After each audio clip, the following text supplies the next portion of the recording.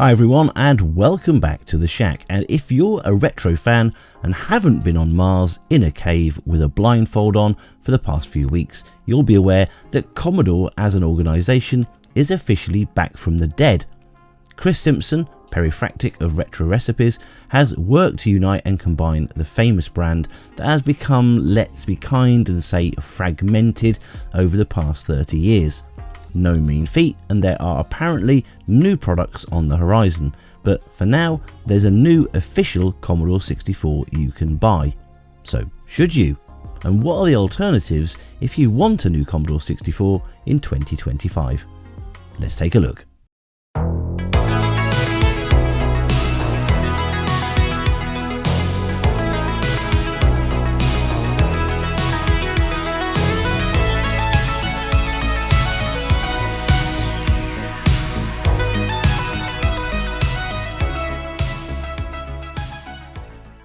I'd like to take a moment to thank the sponsor for the channel, PCBWay. For retro computing enthusiasts like us, they offer everything we need to keep our old machines going and build cool new stuff too. From PCB design to fabrication, CNC machining and 3D printing through to turnkey solutions, they're fast, affordable and provide amazing quality. And at a starting price of only $5 for PCBs, an assembly from only $29, it's friendly on the wallet too. They're our official sponsor, keeping our soldering irons hot and our tea towels fancy. Now, on with the show.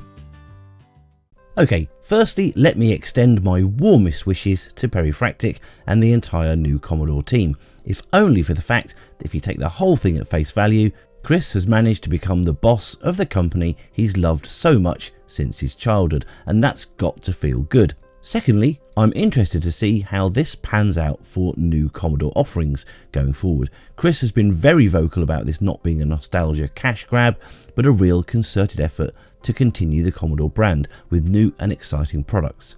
I'm hoping we won't see Commodore branded toilet brushes and that the brand will have integrity as a core value. The Commodore 64 still retains the title of best-selling home microcomputer of all time, so it's fair to say there's probably a lot of interest in the old girl. And Commodore's new C64 Ultimate is by no means your only option to experience the glorious pastel shades of gaming, especially when you include the many different software emulation options that are available. But what if we're to focus on wanting a brand new physical Commodore 64 in 2025? What are our options? Well, option 1, build your own. This is by far the most satisfying, but no doubt the most difficult to accomplish, especially if you're new to or not a fan of soldering, because there's a lot of that to do. Using one of the available C64 replacement mainboard PCBs, such as the Sixtyclone or this one designed by Bwack, you're really starting from the bottom up. Most of the parts you need are readily available either as new or new old stock, but some require a bit of hunting around. Most original Commodore chips have modern back-engineered replacements, such as the SID chip, of which there are Nano Swin SID, ARM SID, SID Kick Pico and others, which will give you a varying amount of compatibility and quality depending on your budget and needs. There are many different variants of the PLA chip available. The character, kernel and basic ROMs can be downloaded and burnt to EEPROM simply enough. The 8510 CPU has a modern replacement in the JCPU, and even the elusive VIC-2 chip has a modern replacement in the VIC-2 Kawari project, although that's not widely available just yet. Couple this with a replacement brand new case from iComp-DE or Retrofusion and a new mechanical keyboard such as a Mechboard 64 or the Blingboard keyboard from Jim Drew, and you have a brand new Commodore 64 that you can feel proud of because you built it yourself. You'll need an aftermarket power supply and cables, etc, and of course there's the risk that you'll make a mistake somewhere and it won't work, which could leave you stumped if you haven't got the equipment or know how to diagnose and fix the issue. Lastly, what you'll end up with is a Commodore 64, and that's it. No bells and whistles. You'll still need to find a tape player or a disk drive or start to add on other cartridges like the Kung Fu Flash, Turbo Chameleon, the Ultimate L Plus or one of the other options, for more money of course. In fact, if you want to add in everything that the best of our other options have, you'll need something like this little lot, and it all starts to add up. More on costs towards the end of the video. Option 2. The BMC64. Now this will feel like a Commodore 64, but it isn't. This is based on the BMC64 or bare metal C64 kit, which combines a hardware interface for a C64 keyboard and case, and the BMC software that runs on the rather popular and seemingly do-it-all Raspberry Pi. It's a good option if you want the feel of a Commodore 64, want the ease of use of USB storage, and don't have the need or desire to plug in physical cartridges, which shouldn't be a problem for most, as the BMC64 software can emulate cartridges too, as well as disk drives and most other core stuff. To build one of these, there's still a little soldering to do, but these kits are pretty simple for even the beginner. If you couple this with a brand new case and mechanical keyboard, you've got yourself a brand new, reliable and pretty accurate C64 experience. But you won't be able to plug in any actual C64 peripherals other than joysticks. Again, there's the slight chance you might mess up the build if you're really unlucky, but you can buy these BMC interface boards fully built to offset that risk. And of course, there's some configuration of the BMC software and Raspberry Pi to consider as well, although it's pretty simple stuff. Option 3. The C64. If, like with the BMC C64, you're not worried about physical cartridges or other peripherals, but everything being new and warranted is important to you, and you don't mind a bit of branding discrepancy, perhaps the C64 Maxi is what you need. These have been pretty successful since their release a few years ago, with some 300,000 being sold worldwide. HDMI output and a very simple, easy to use on-screen user interface, the ability to extend the built-in 64 games through the use of USB drives, coupled with a full C64 basic mode complete with save and load to virtual disks, REU expansions and other cartridges, the C64 is currently the only way to get a brand new C64 full-size out-of-the-box experience, but still no physical peripheral support. Oh, and this can also be a VIC-20 if you want it to be. Option 4. The Ultimate 64 Elite 2. In my humble opinion, this is currently the most feature-rich and compatible new C64 experience. The Ultimate 64 mainboard from Gideon's Logic, here in all its second revision glory.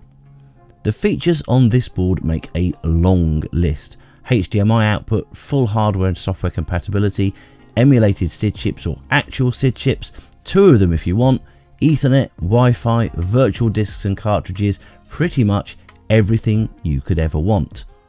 Let's quickly put this one together while we talk about it. The other parts we'll need are this Mainboard 64 obtained from Retro Fusion in Australia, very nicely put together, and it comes with these keycap adapters which allow you to use original C64 keycaps. Although new keycaps are available, I'm going to use the ones from an otherwise dead keyboard in my spares bin. Oh, and this ribbon cable is provided too. Next up is a brand new C64 case. I've gone for that because I prefer it to the bread bin, and it sits nicely next to my Amiga 1200. This case is superbly produced and packaged, and I've got the custom keyboard supports too. Absolutely stunning in black, and such nice touches in the presentation, full marks. It comes with all the screws for the mainboard and for the case, but this one only came with 2 rubber feet. I'll have to find another 2 from somewhere else.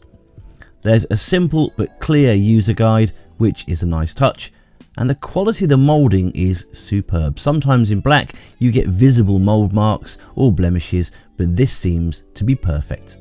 The Ultimate 64 board came with a case badge, but it was for a bread bin case. I was a little disappointed, but then noticed they'd also supplied a badge for this case style too. Good job. Putting this thing together is an absolute breeze. There are 7 screws to fix the board to the case, and the board is pre-drilled with holes to allow it to fit into any C64 case, keeping it nice and tight like this. Next we'll put the keycap adapters onto the mech board. They're a simple push fit like this, and no more springs, pinging off all over the place. Yay! Wider keys have these little standoff pegs for stability. It's an elegant solution to a problem that no one ever really had. When it's all together, you'd be hard pushed to notice the difference between this and a traditional keyboard, and I guess that's the point.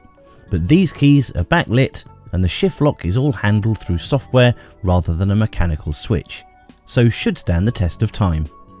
The keyboard brackets are a perfect fit, and all in all, this looks like a superb unit. There are links in the description to all of the things we're talking about in this video, and you'll have noticed the little video links popping up for you to go and have a look at other videos we've done that go into a bit more detail. Just pop the Ultimate badge on here for a finishing touch, and well, I don't know about you, but that's one fine looking C64, even if it isn't officially a Commodore, even though it kind of is, sort of. One important thing happens when we first boot it up. We get this, because it's not actually a Commodore. No Commodore ROMs are supplied, and at this point we can move on to option 5, the new Commodore 64 Ultimate. Now here's the interesting part.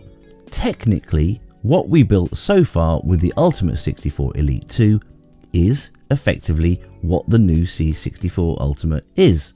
A new case, a new mechanical keyboard, Jim Drew's Blingboard 64, and an Ultimate 64 Elite 2 from Gideon's Logic on the inside. The difference is that the C64 Ultimate comes in a bread bin case, there's a new design on the Ultimate board, and there's new firmware written specifically for Commodore that includes the licensed ROMs. There are no doubt going to be some other bells and whistles, in part possible because of the FPGA daughterboard on the Ultimate, which will allow Commodore to make it their own. But at this point, it seems that what I've got here is essentially what the new Commodore 64 is going to be in the main. So would I suggest buying one of the new Commodore 64s rather than put this together? Absolutely, but that doesn't come down to anything other than price. Let's take a look at the cost of all of these options we've looked at today, along with some of the key features. Taking option 1, build your own C64, and assuming all new parts wherever possible, and remembering that this is to get a basic working Commodore 64 with no bells and whistles, we're looking at a rather large sum of around £550.